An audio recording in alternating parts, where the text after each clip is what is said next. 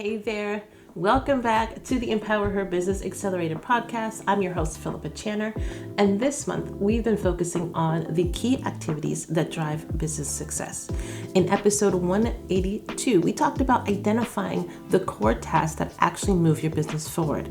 And then we moved into episode 183, where we covered how to prioritize those tasks so you can focus on what really matters.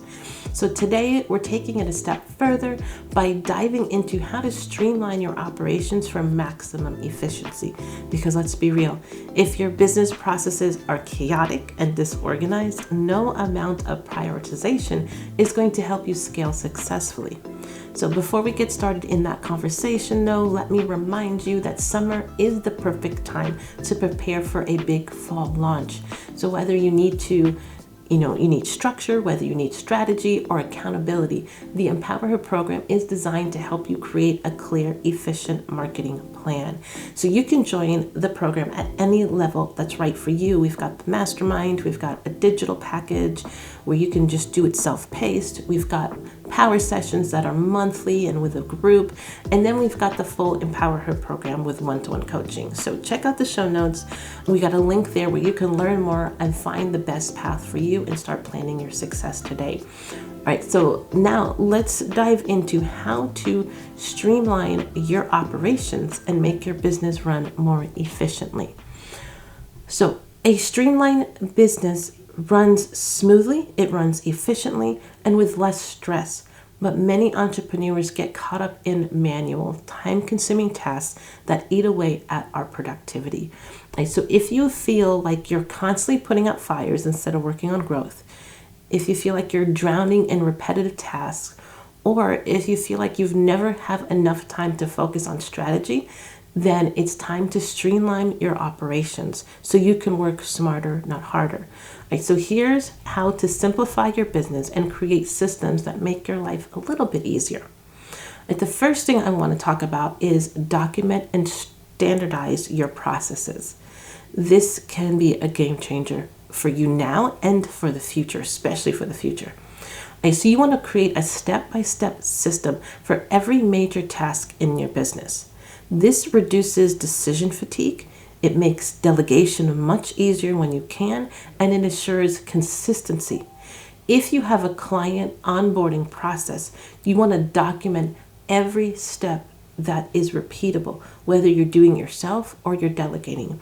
Write it down, have it documented somewhere with photos and screenshots if you can, or even a video is even better. All right, so your action step here is to choose one reoccurring task that you do often and write down a simple step-by-step process of how you complete it. But one thing I need you to think about is get out of your head when you're doing this process, meaning you probably do it every day or every week, however frequently you do it. So some of the steps you just do naturally. And when you write out the steps, you may be tempted to kind of just like lump steps or things together without really thinking it through. So when you write out the steps, if you have a kid or if you have a neighbor's kid or a niece or somebody that can come over, somebody who is young but capable of knowing technology, give them the steps. If they can do what the task is efficiently, then you have good steps. If they have to keep asking you questions about what do you mean here, or where do I find this, or what does this mean, that means your steps are not clear enough. And you need to make sure, because you want to be able to hand this over and delegate it to somebody else and have them do it just as efficiently as you would. So make sure your steps are clear, simple, but clear. All right.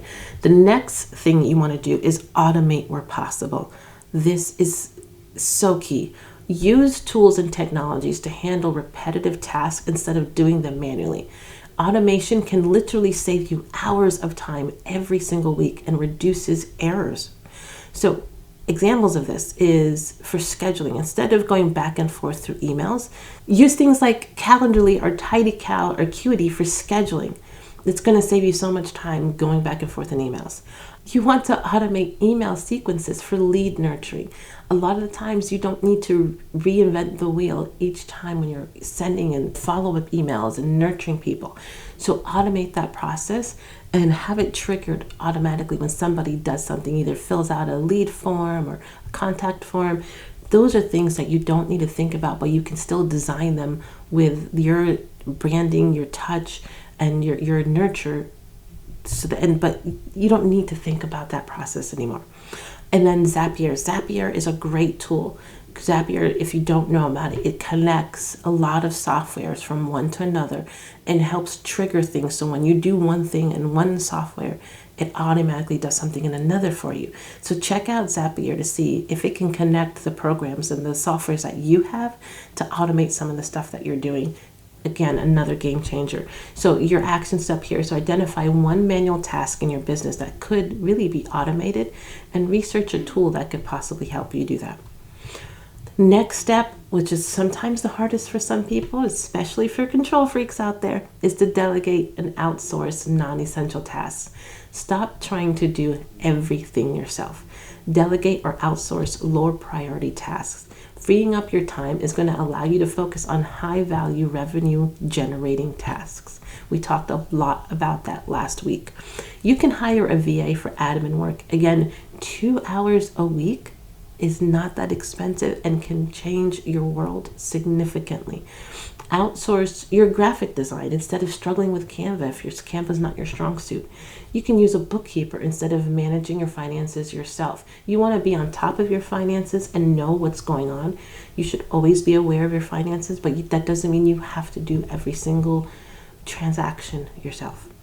So your action step here, again, is to choose one task that you're doing that somebody else could technically do and delegate it or outsource it just for a month, just to see how it feels and how it can work. Coming up in episode 185, we're going to be evaluating the impact of your activities to see which ones truly deserve your time. So make sure to come back and check that episode out with us to learn about how you can prioritize your tasks even further to see which ones really deserve your time versus not. All right, and then the next step here is to batch similar tasks together. So grouping similar tasks and completing them in one focused session instead of spreading them out can really make a difference on your ability to just focus on different stuff. So context switching, it does waste time. Batching boosts efficiency and keeps you in the zone, in the moment. When you have to keep switching back and forth between stuff, you actually lose efficiency over time. So examples of this is content creation, recording multiple podcast episodes in one setting instead of spreading it out. Social media posts, scheduling an entire month worth of posts in one day. And then those client calls, hold meetings on specific days instead of scattering them throughout the week. That way you're in that same zone of engaging with somebody. All right, so look at your calendar and find one area where you can batch tasks together and save yourself some time. Look at your tasks and see if there's tasks that are very similar that you can batch them together at the same time. You will see a difference in your productivity and the flow of your work. Right, and then the last step is to simplify your offerings and your processes. We've already talked about automating, but also we can simplify stuff. The more complex your business is, the harder it is for you to run the business. So simplifying means fewer moving parts, less stress, and more clarity.